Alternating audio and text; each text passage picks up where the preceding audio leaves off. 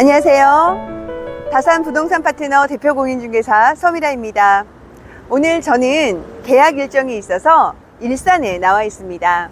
지금 현재 제가 나와 있는 곳은 고양 종합운동장인데요. 바로 인근에 3호선 대화역이 위치를 해 있고 도보 5분 정도 거리면 킨텍스로 이동할 수 있는 그런 위치입니다. 오늘 부동산 파트너의 부동산 생각에서는 1기 신도시인 분당과 일산의 현 주소를 보면서 다산 신도시의 미래를 같이 한번 생각을 해보려 합니다. 이번 주 부동산 시황 먼저 보시고 다산 신도시 소식 후에 부동산 생각 시간에 같이 생각해 보도록 하겠습니다. 먼저 부동산 시황 주간 브리핑입니다. 4월 중순부터 다산 신도시의 아파트 거래량이 많이 늘어나고 있습니다.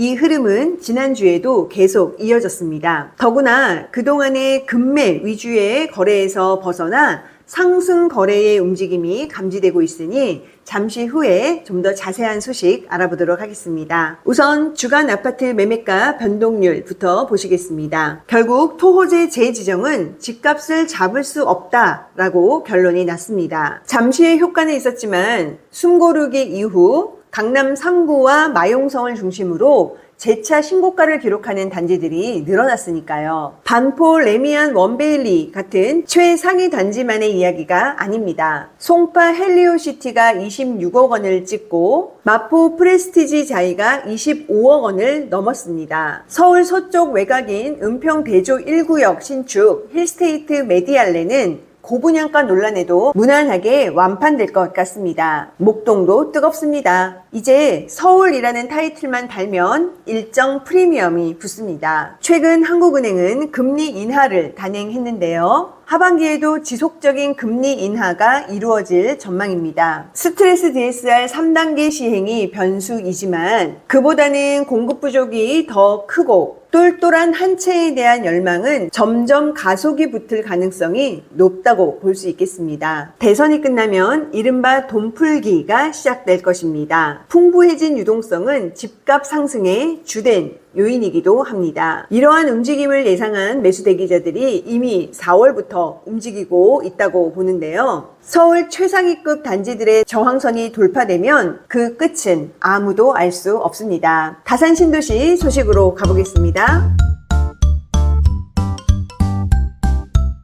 다산 신도시의 따끈따끈한 현장 분위기입니다. 지난주 말씀드렸던 저희가 직접 계약을 한 다산 이편한 세상 자이 5구 타입 고층 7억 7,300만 원의 매도자분이 갈아타기를 진행하셨는데요. 지금 지구에 있는 다산 지금 센트럴 에일리넷들의 84 타입을 매수하셨습니다. 7억 4,500만 원에 매수를 하셨는데요. 일종의 갈아타기를 하신 셈이죠. 센트럴 에일리넷들은 이 밖에도 84 타입의 저층 거래와 또 고층 거래가 연달아서 2건 이상의 거래 소식이 들려오고 있습니다. 또한 다산 이편한 세상 자이 5구 타입에서도 7층이 7억 6천만 원대에 거래가 됐다는 소식이고요. 2단지 5구 타입은 다산 신도시 진건지구 유일이므로 사실상 다산역 역세권 단지 입성 마지노선이라고 볼 수 있습니다. 다산 이편한 세상 자이에서는 3512동 84 타입에서 또 거래 소식이 있었습니다. 고층에서의 거래였고요. 9억 원에서 200만 원 정도 조정이 돼서 계약이 완료되었습니다. 역세권의 초품화 대단지라는 점에서 다산 이편한 세상 자이는 상승장에서는 항상 거래량 1등 단지임을 감안하면 현 시장 분위기를 짐작할 수 있겠습니다. 힐스테이트 다산 역시 새낀 매물이 8억 원 후반대에 거래가 있었습니다. 월세가 낀 매물이라 갭이 상당히 크다는 점에서 8억 원 후반대의 계약가는 유의미하다라고 볼 수 있겠습니다. 이편한 세상 다산 84A 타입의 저층이 8억 원 중반대에 그리고 다산 롯데캐슬 84A 타입 저층도 9억 원에 거래가 나왔습니다.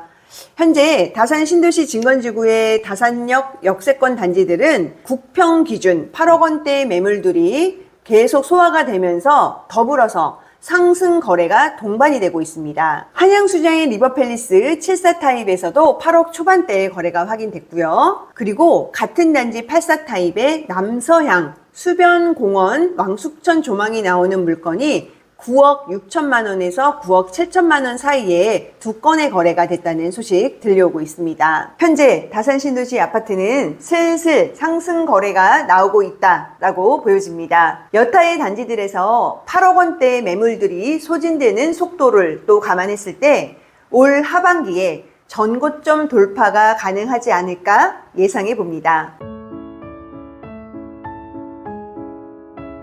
여기는 3호선 주염역 인근의 강선마을입니다. 일산은 분당과 함께 1기 신도시, 대표적인 1기 신도시죠. 1988년 서울 올림픽을 기점으로 화랑기에 본격적으로 들어서면서 부동산 가격이 그야말로 폭등을 하였습니다. 당시 노태우 정부는 서울의 주택 수요를 분산하고 집값을 안정시키기 위해 중대 발표를 합니다. 평촌, 중동, 3본 신도시를 개발하여 조성하겠다는 것이었는데요.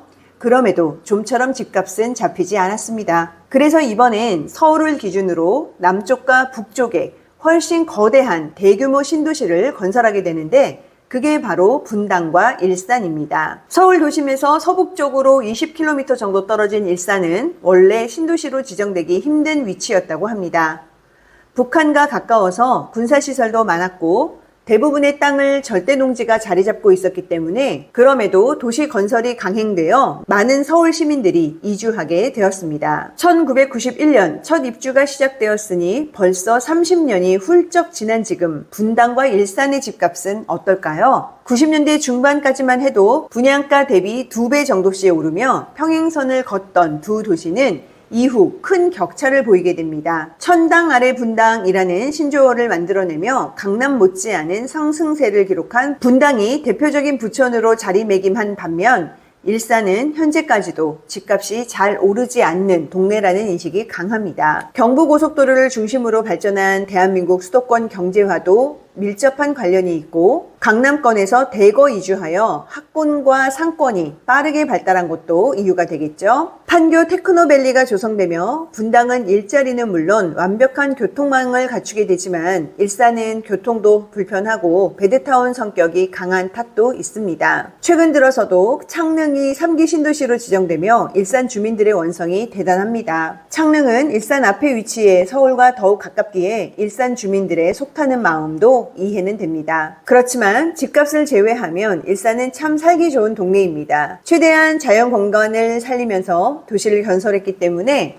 거대한 호수공원을 중심으로 현대적인 건축물과 아름다운 환경이 절묘하게 어우러지는 곳이 일산입니다. 30년 차가 넘어가면서 비록 대부분의 아파트는 노후화를 맞았지만 도시는 성숙기를 지나 최고의 완성기를 맞고 있습니다. 앞서 언급한 다산 신도시에서 일산으로 이사간 저희 손님 역시 직장과 친정이라는 이슈로 이 도시를 선택하였습니다. 갈아타기는 강남 3구나 마용성만 유효한 것이 아니죠. 각자의 사정에 따라 이런 갈아타기도 존재하고 충분히 가치 있는 것이라고 생각합니다. 일산에서의 계약을 마치고 그랜드 백화점을 가게 되었는데요. 고별전을 하더라고요. 이곳은 제 친정어머니께서 살아 생전에 굉장히 주로 많이 이용을 하시던 곳이기도 했습니다. 친정엄마가 참 좋아하던 추억의 장소인데 이렇게 고별전을 한다고 하니 조금 마음이 이상했습니다. 그랜드 백화점은 이후에 웨딩홀로 변신을 한다고 합니다. 다산 신도시는 먼 훗날 어떤 동네로 평가를 받을까요? 변변한 일자리도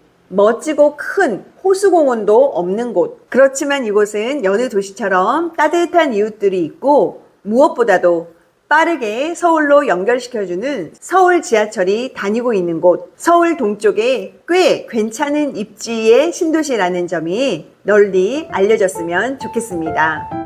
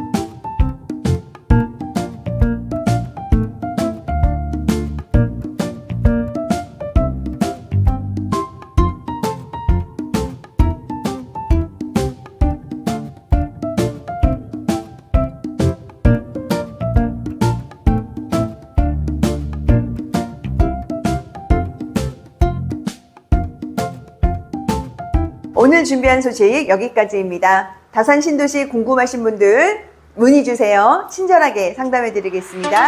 감사합니다.